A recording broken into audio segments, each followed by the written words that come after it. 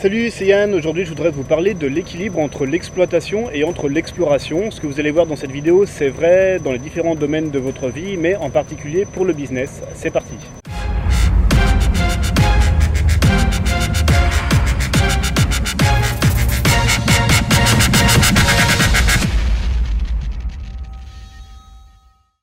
Alors l'exploitation et l'exploration, qu'est-ce que ça veut dire? L'exploitation en premier, c'est le fait d'utiliser les connaissances et le savoir-faire que vous avez déjà dans un domaine, des connaissances que vous avez déjà acquises, que vous avez déjà utilisées et mises en application, sûrement plusieurs fois déjà.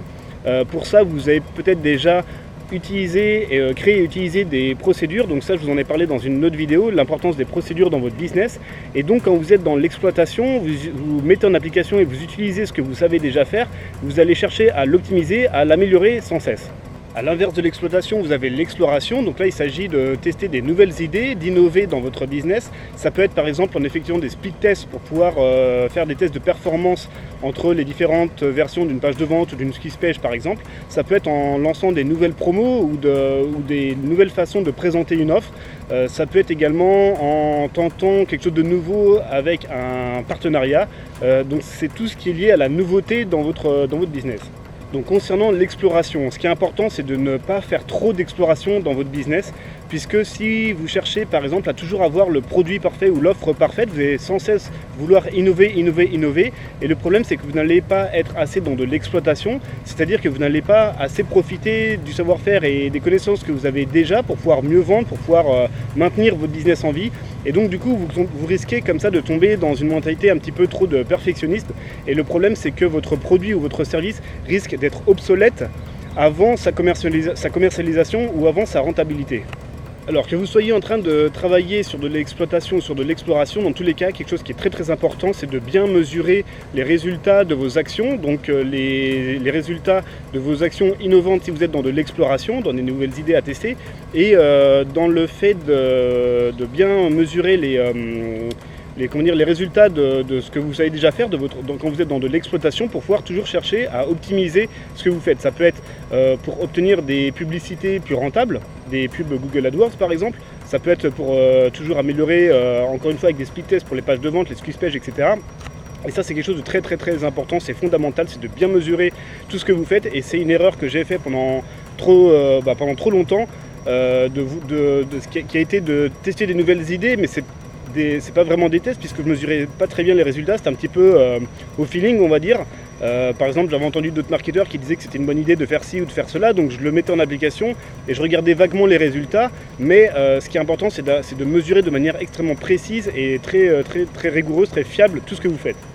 Alors il y a des entrepreneurs qui font une erreur qu'on voit de temps en temps, qui est de trouver quelque chose qui fonctionne bien dans leur business, ça peut être la création d'un produit, ça peut être un service, une méthode de travail qui fonctionne bien, et du coup ça leur apporte assez d'argent, ils en vivent, etc. Donc c'est bien, et le problème c'est qu'après ils se reposent sur leur laurier et ils vont cesser d'innover, ou alors ils vont pas le faire assez. Donc ils vont être pleinement dans de l'exploitation de leurs connaissances et de leur savoir-faire qu'ils ont déjà acquis, et le fait qu'ils n'innovent pas par la suite, ça risque énormément de leur faire perdre des clients, ça risque de leur faire perdre aussi en termes de crédibilité, puisque si vous n'évoluez pas dans un monde qui évolue sans cesse, vous restez en retrait en quelque sorte, et vous risquez encore plus de vous faire doubler par des concurrents soit qui existent déjà, soit par des nouveaux entrants. Alors pour que votre entreprise réussisse bien, il faut que vous trouviez un équilibre entre l'exploitation et entre l'exploration. Ça peut être par exemple passer un cinquième de votre temps ou de vos efforts à investir dans de l'exploration, donc en testant des nouvelles idées, donc à peu près 20% de votre temps, et le reste, donc 80% de votre temps, de vos investissements dans de l'exploitation, de ce qui fonctionne déjà pour votre business. Alors ce ratio, déjà il n'y a que vous qui pouvez le connaître et qui pouvez vous rapprocher du ratio idéal au fur et à mesure que vous avez de l'expérience dans votre business, mais ce ratio, il faut savoir qu'il va évoluer entre le tout début, entre la création de votre business et une phase qui sera plus une phase de maturité dans votre business. Par exemple, au début, quand vous découvrez un marché, quand vous lancez quelque chose, vous êtes beaucoup dans de l'exploration puisque vous n'avez pas de savoir-faire déjà acquis à exploiter. Donc vous allez par exemple être dans un ratio, alors je dis n'importe quoi, mais ça peut être par exemple 40% d'exploitation et 60% d'exploration. Vous allez explorer énormément de choses, des nouvelles idées, vous allez voir un petit peu comment votre marché potentiel réagit à vos produits, à vos services, à ce que vous pouvez leur apporter. Et au fur et à mesure que votre business grandit, que vous trouvez vos repères et que vous savez ce qui fonctionne davantage et ce qui vend le mieux, ce ratio entre l'exploration et l'exploitation va évoluer et vous pouvez très bien aller dans un ratio qui va ressembler plus à du 70% d'exploitation et seulement 30% d'exploration par exemple. C'est-à-dire qu'à force, au fur et à mesure que les mois et les années passent, vous avez de plus en plus d'expérience pour ce qui fonctionne dans votre business en termes de vente, mais aussi en termes d'organisation pour vous, en termes de comment vous gérez tout ça. Et donc, tout ce savoir-faire qui fonctionne, que vous savez qui fonctionne bien, vous allez le réutiliser, chercher à l'optimiser, et donc là vous êtes majoritairement dans de l'exploitation. Voilà, j'espère que ces explications vont vous aider à trouver l'équilibre idéal entre l'exploration et l'exploitation dans votre business, mais vous pouvez aussi y penser pour les autres domaines de votre vie. Ça peut être dans vos passions par exemple. Je vous donne un exemple, moi j'adore créer des morceaux de musique, donc c'est vraiment une passion dévorante pour moi, et donc dans cette façon de faire, quand je crée un nouveau morceau, je suis à peu près dans un ratio de 80 à 90% d'exploitation.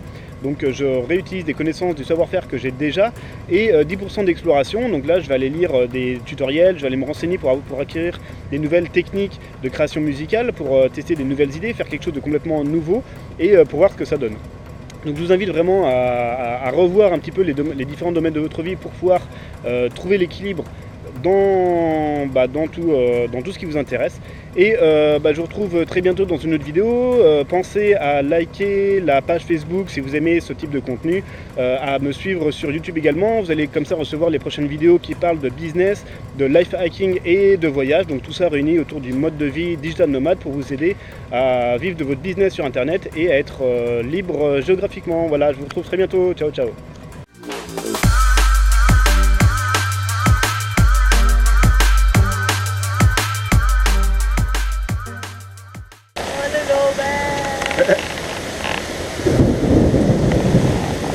Je veux rentrer à ma maison.